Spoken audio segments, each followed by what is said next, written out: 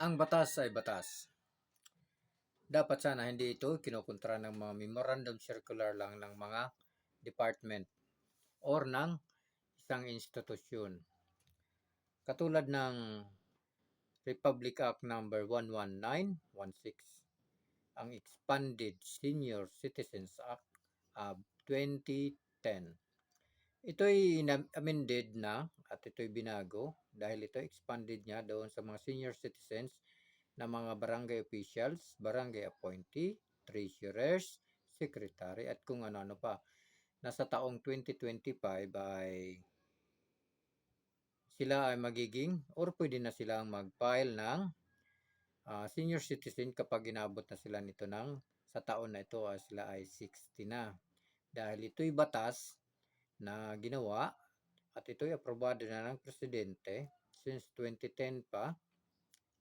So inamend ito at pinapatupad ngayon ng Expanded Senior Citizens Act of 2010 na Republic Act number 11916, pero kinontra ito ng DSWD na sa kanilang Memorandum Circular number 6 at number 12.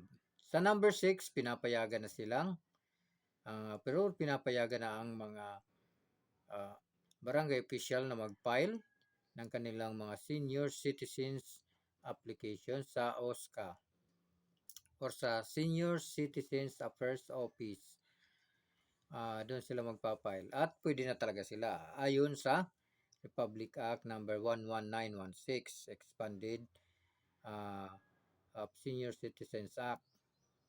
So pwede na silang mag-file, pero ito'y kinokontra talaga or maging beneficiary na sila sa mga senior citizens. Pero ang DSWD ay naglabas naman ng panibagong Memorandum Circular na number 6 series of 2025 din. So ang batas na pinatupad ay kinontra ng DSWD sa kanilang Memorandum Circular number 12 na kapag ikaw ay barangay official na na-approve ang iyong senior citizen pension, isa lang or dalawa lang ang pagpipilaan mo. Delisting or manatili sa senior citizens. Ibig sabihin, madidelist ka kapag pinili mong manatili sa serbisyo bilang isang barangay official. At ipagpapatuloy nito ang iyong senior citizen pension kapag ikaw ay nag-resign bilang isang barangay official. So ang batas na ito ay kinukontra ng mga memorandum circular. So alin niya ba? Or minsan nakakagulo na talaga kung alin niya ba ang mas maganda or anong susundin, ang Republic Act or ang memorandum circular ng isang ahensya ng gobyerno katulad ng DSWD.